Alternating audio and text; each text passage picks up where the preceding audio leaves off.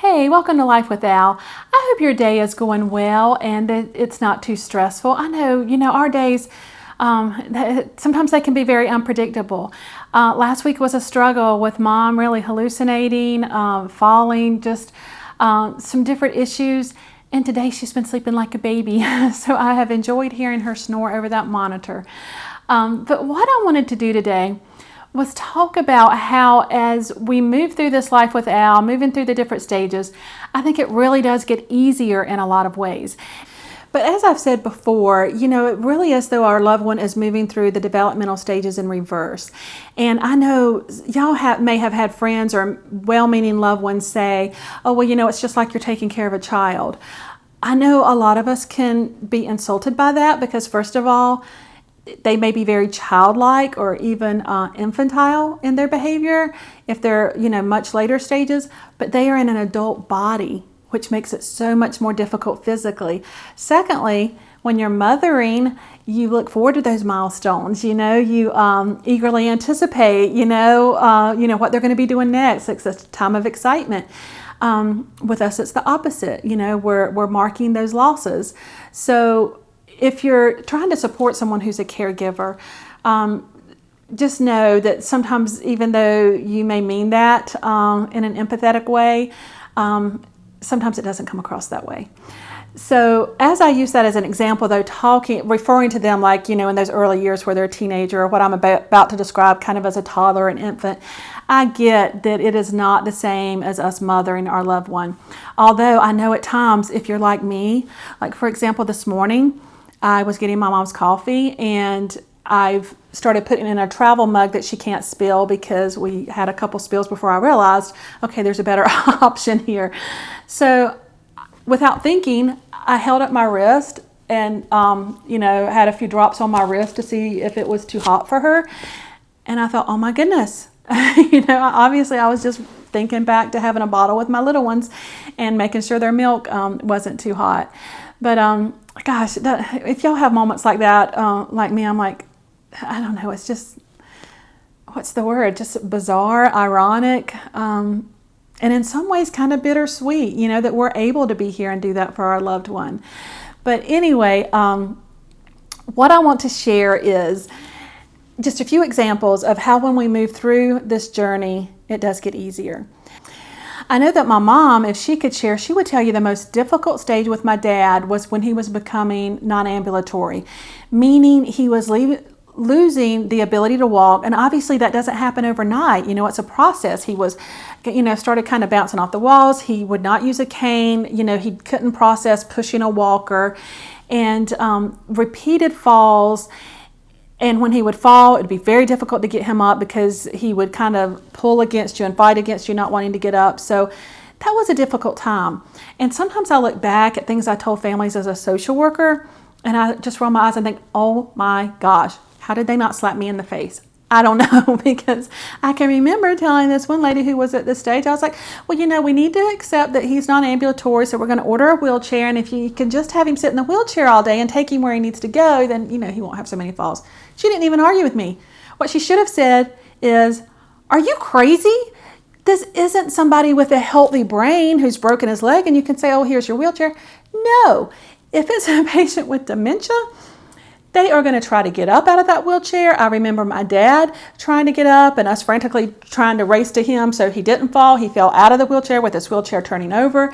Some people will say, oh, just put a belt on them or put a tray in front of them. That wasn't my experience. My experience was if you restrain somebody or try to confine them, even if you don't have dementia, no one wants to be restrained against their will. That, we want to have freedom of movement and to be independent. So to restrain somebody with Alzheimer's, at the least, you're going to make them very frustrated and angry. But at the worst, they can become very combative. And, when you're an adult male, that can be a scary thing. So anyway, once my dad, and it was probably just a few weeks, maybe a month, that he went from falling out of the wheelchair to losing interest in getting up and being complacent. And believe me, I know when you're in the thick of it, a few weeks or a month, I can say that for me. Oh, it's only a month. If you're in the middle of it, a month is an infinitely long period of time. I know that. But just know this too shall pass. And I wish I could just say it's going to be quick, but you know, I know you know, nobody knows. And sometimes that can be part of the challenge. But anyway, when my dad did reach the point to where he was more complacent, not trying, my mom could use a Hoyer lift. She could move him from his bed to his wheelchair to a recliner. And, you know, she was in control. And so she didn't have to worry about his safety anymore because she could ensure, you know, that he was moved in a safe manner. And of course, the fall stopped then. So that's just one example of how it got much easier. For me personally, I think the easiest stage with my dad was the very late stage. I knew that the finish line was in sight because I think when you first embark on this journey, part of the anxiety, part of the difficulty is the anxiety and the fear of the unknown and how long is this going to last and am I going to be able to do it? And once you get to those later stages, when we know they're nearing the finish line, we can say, okay, you know, take a deep breath. They fought the good fight. We were right there in the arena with them, pressing on day after day. And yeah, there's an end in sight. And some people, if you're not a caregiver, you may not understand this, but I know most caregivers do. You reach that point to where praying that they will pass becomes the compassionate prayer. And that was the case with my dad. And so when I started just letting him know it's okay to rest, it's okay to let go. And you know, usually, even if you're not at that place and your loved ones towards the later stages, it's very unusual for a person with Alzheimer's to still be experiencing a lot of anxiety or belligerence or those behaviors. Typically, towards the end, they become poorly responsive and then unresponsive to where, to me, they're not in pain or suffering. They're just lingering. And I think lingering is much harder for us than it is for them. And I think for most of us caregivers, we would much rather, you know, it be on us to deal with knowing, okay, they're resting peacefully. It's just a matter of waiting, you know, for their time. And then we're going to be able to let go and know that we gave it our all. We stayed the course. And yeah, be able to feel good about ourselves.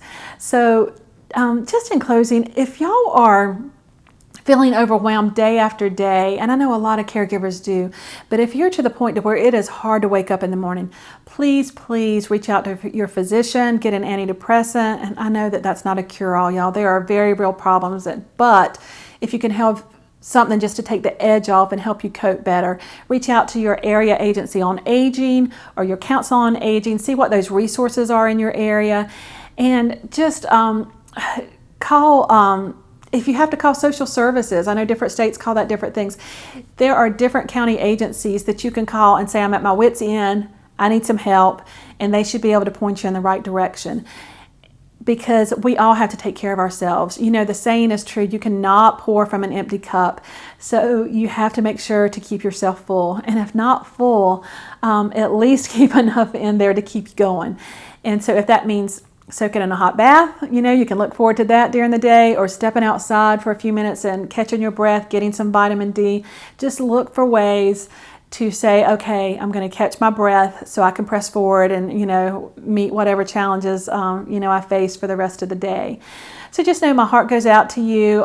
We're all in this together. My hope is that, you know, you'll find ways to be able to find reprieve and get some respite during your day. But know that I think that in a lot of ways it's going to get easier. And if not easier, it does not get more difficult exponentially. So I think that's it. So until next time, y'all take care.